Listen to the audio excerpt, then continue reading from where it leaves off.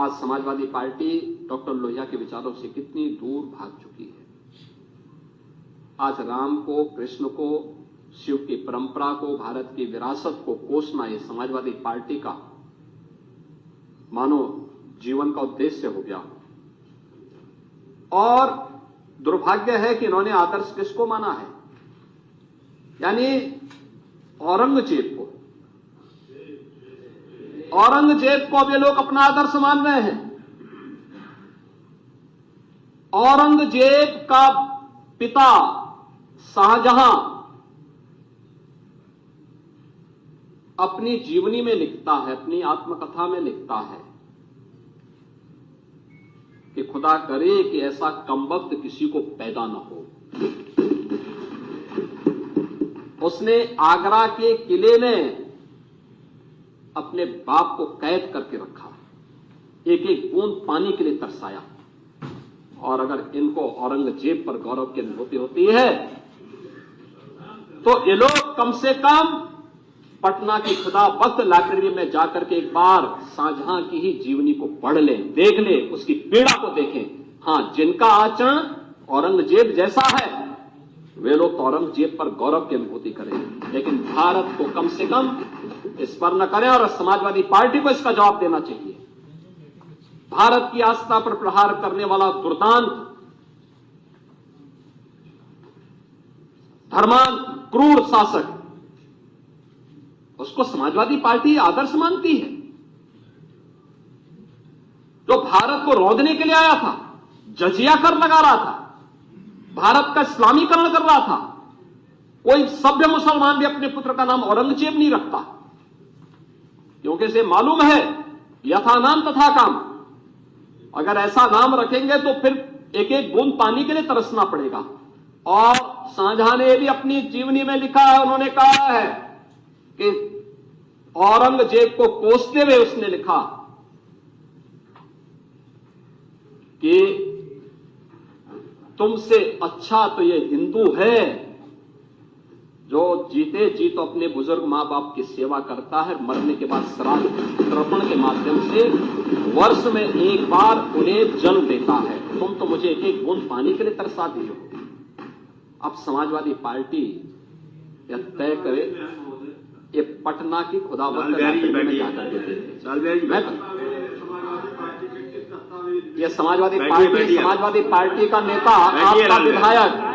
आपका विधायक घोषणा करो ना, उस कमबख्त को निकालो पार्टी से और उसको एक बार यूपी भेज दीजिए, बाकी उपचार हम अपने आप करवा लेंगे।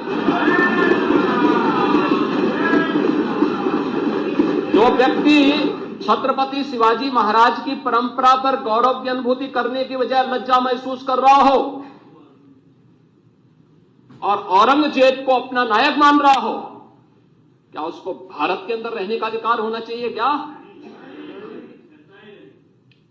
और समाजवादी पार्टी को इसका जवाब देना चाहिए। एक तरफ आप कुंभ को कोसते रहे और दूसरी तरफ औरंगजेब जैसे दुष्ट और क्रूर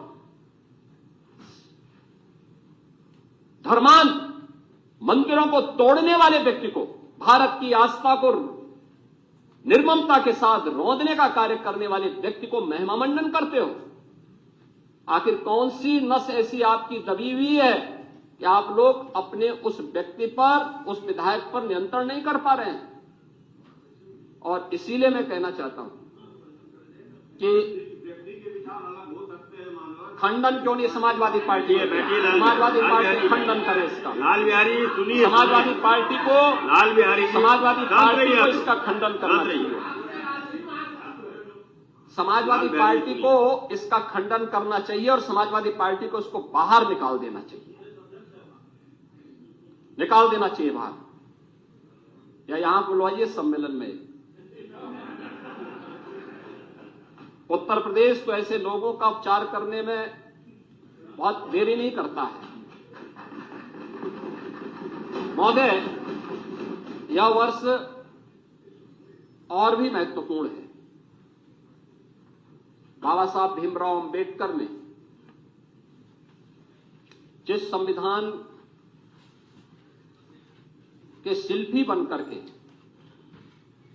भारत को एक संविधान दिया, भारत के संविधान को अंगीकार करने का यह अमृत वर्ष भी, अमृत महोत्सव वर्ष भी है।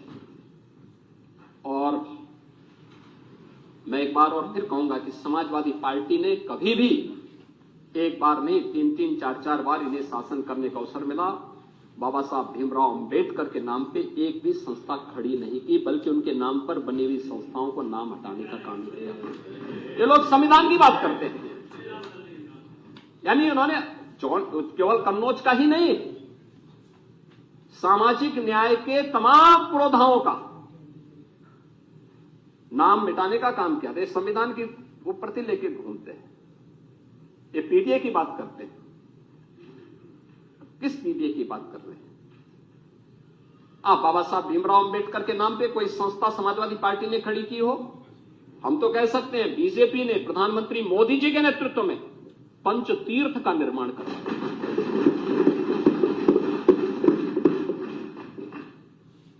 लखनऊ में डबल इंजन की भाजपा की सरकार बाबा साहब भीमराव अंबेडकर का अंतर्राष्ट्रीय स्मारक और सांस्कृतिक केंद्र का निर्माण कर रही है। हम दलित बच्चों को वहां से स्कॉलरशिप की सुविधा भी देने जा रहे हैं। अंबेडकर महासभा अभियान को लेकर के आगे बढ़ रही है। सामाजिक न्याय के इन महापुरुषों के बारे में सावित्रीबाई फुले के नाम पर लखनऊ के बाबा साहब भीमराव अंबेडकर विश्वविद्यालय में हमारी सरकार ने छात्रावास बनाया, जिससे दलित बच्चे पढ़ सके। हमारी सरकार ने कन्नौज के मेडिकल कॉलेज का नामकरण बाबा साहब भीमराव अंबेडकर का जो नामकरण आप लोगों ने हटाया था, हम लोगों ने फिर से बाबा साहब भीमराव अंबेडकर के नाम से।